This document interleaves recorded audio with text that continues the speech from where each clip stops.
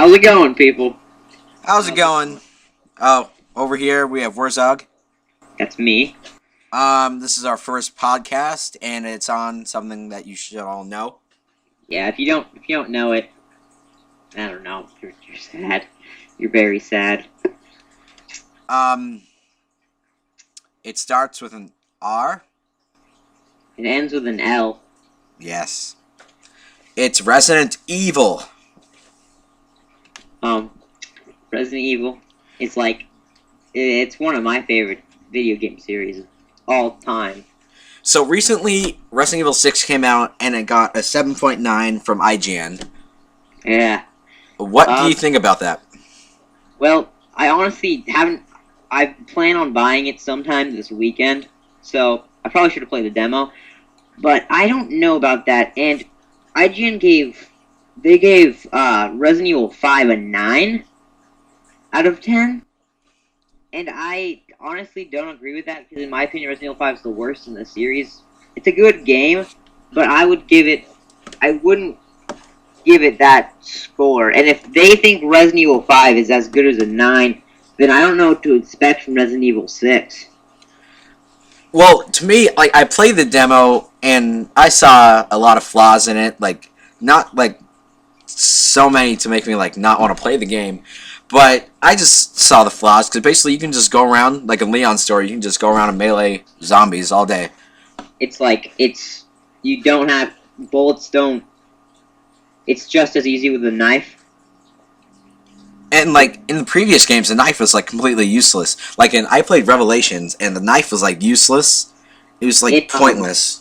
The first Resident Evil, the knife is a lot of times you're reduced to the knife because you waste all your ammo because it's really difficult. And then the knife is it's terrifying to just use the knife because the knife sucks. But the thing about the thing that really freaked me out about Resident Evil is the first scene with the zombie if you're doing Chris's story, I think it's in Jill's story too, where the first zombie you ever see it turns around and its face is creeped me out. Yeah, that's one of the most terrifying scenes in video game history, in my opinion. I remember the first time doing that. That wasn't fun. And the remake, it looks it kind of looks a little bit scarier because it's GameCube. The remake is great.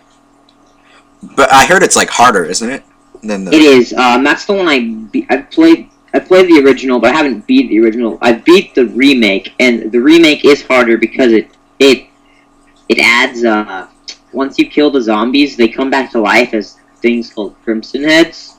And Crimson Heads are faster and harder to kill, so if you don't burn the zombie's body, they'll come back as Crimson Heads, and it's really difficult. Now, I haven't played the remake, but, is there, lighter fluid?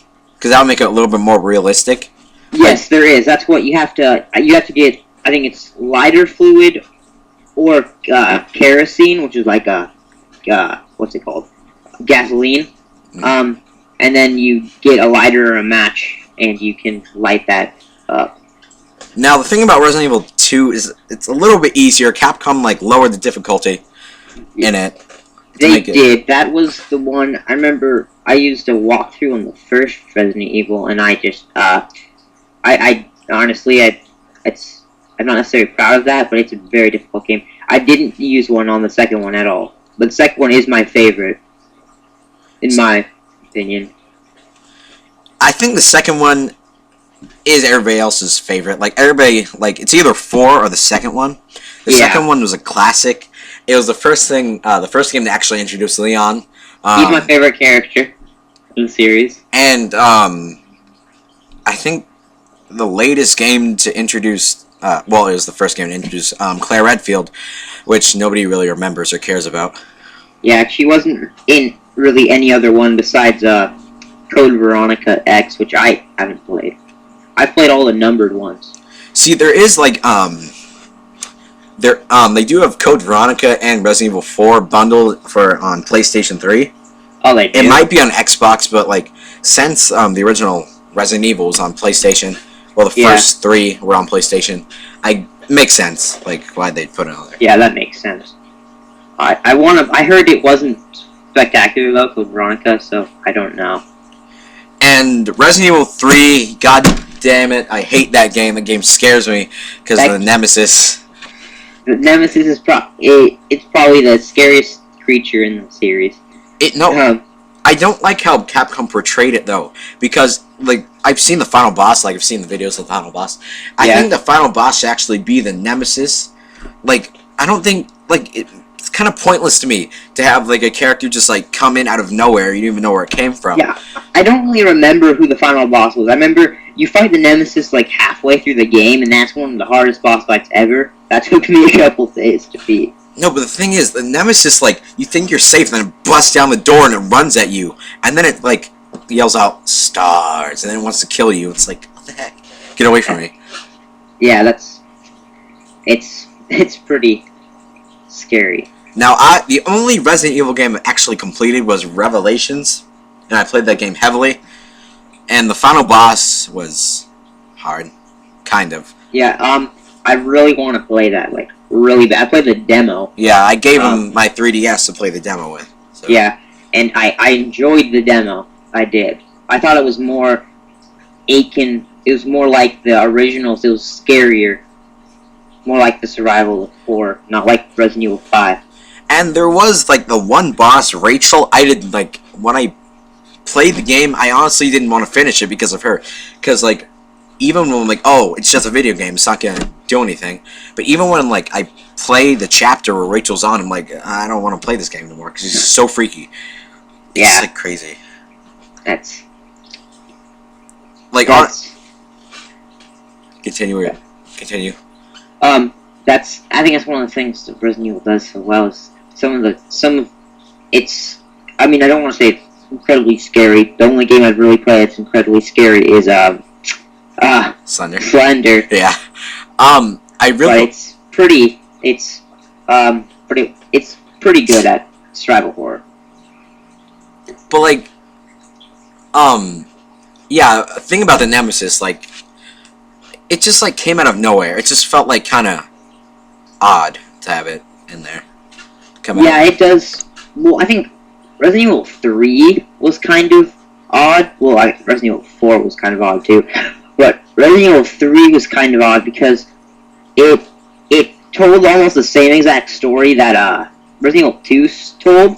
It's Raccoon City being taken over, then they escape, and Raccoon City gets blown up.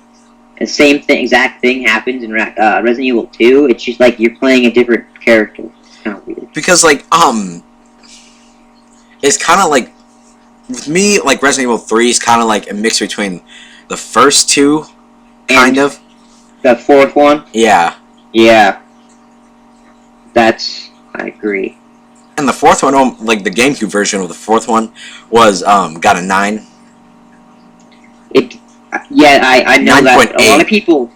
A lot of people like it because there's the people that don't like the first 3 because they thought it was, I don't know. Well, that's because the people who don't like the first 3 are people who play, like, I don't think they're, like, used to that kind of difficulty. Or, like games now, you don't have to think that much. All you have to do is, like, go on the internet and look at a guide. Yeah, that's true. Resident Evil 1 is ridiculously hard. So, I still haven't completed. Yeah, that game takes a long time. It took me a long time, even with a walkthrough. But I think Resident Evil 4, people like it so much because, like, it reinvented the series, but it's so different. Because, like, yeah, there's no zombies in there. It was kind of like what Revelations did, because, instead of zombies, it had, BOWs, which they actually, I think it was in Code Veronica where they actually introduced, BOWs. Oh, they did? I don't know that. Because I don't, the BOWs are in Resident Evil 5. I don't know if they refer to them as BOWs in the 4th one. I think they refer to them, like, in the 5th one, I think they refer to them as Ouroboros or something. I don't know, but, yeah, but it's the, yeah, they do. The thing was, like, Resident Evil 4, they dropped the plot of the first 3, like, they got rid of Umbrella. Like, Umbrella wasn't even in it.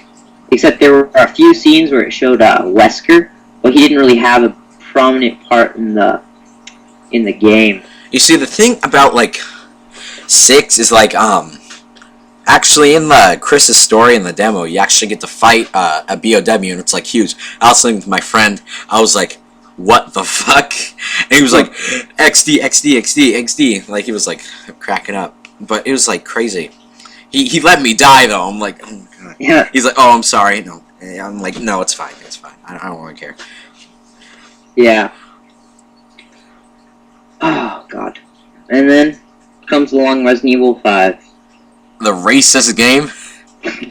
Yeah, a lot of people call it that, and it's not really racist. It's just That's where it what? takes No. place. Here's what IGN said. They said, "Oh, the racism in Resident Evil." Like they look back at Resident Evil 5. He's like, the racism. Like, look at it. A white man going around shooting black people. If you think about that, it honestly does sound racist. But when you put black zombies, it's kind of different. It is different. And then Sheva, I found Sheva to be the most pointless character. They could have just had. It was like Sheva looked like Jill, but not to offend anybody, but just like a black version of Jill, basically. I remember when I first saw her, not knowing her name, I thought it was Jill for a second before I really knew the series very well.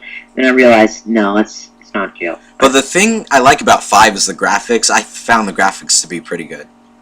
Yeah, I think the graphics are nice, but I don't know. The graphics are nice. But the story is kind of dumb. But the thing about like Resident Evil 6 is like, I found it like so funny. Like I made a lot of jokes about it when IGN was like reviewing it. There's like a few scenes with I think it was Jake riding on a motorcycle. I thought it was like so, and Leon and Jake like ride on motorcycles. I can see Leon riding on a motorcycle. Hair blowing in the wind. Can you not imagine that? No, I can't imagine. Being all Leon-esque, he's like, oh yeah. But the thing about like Resident Evil 6, like they said, like some of the bosses are actually like Jake and Chris actually had the same boss battle. Oh, they do? Yeah, they did, and it was kind of disappointment. They said, why? I don't know.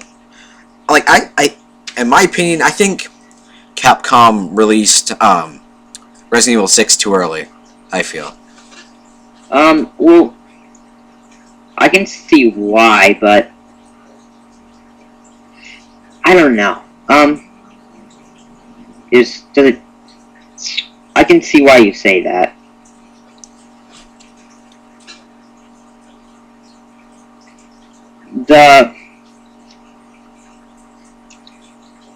I don't know. But the thing, like, about Jill in Resident Evil 3, like, you said, oh, like, Jill, like, whereas, like, no clothes in Resident Evil 3. So then I look at it and like, oh, yeah, that's not that bad. But then we actually play, she looks like a prostitute, basically. Yes. Yeah. I mean, she looks like a total prostitute, and it's like, what the heck? That's what I say. And then later on, she gets her, original clothing from the first game. Oh, she does? Yeah. I never acquired. I heard that you could do that. I think you can get different outfits if you find them. I never found any. I heard you, didn't you, like, play the, GameCube version or the something version of Resident Evil 3? Yeah, the GameCube version.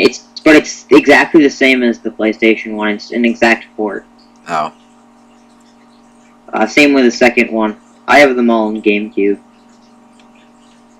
Well, the YouTube evil 15-minute mark is about to go. So I guess this is the end of the first podcast, I guess. Yeah, guess so. So, thanks for watching. Go subscribe to WurgRasino, and go subscribe to me and my big bowl of sexiness. So, I guess I'll see you guys later. Yep. Any last words, WurgRasino? Not really, besides that. Okay. No. See you guys then.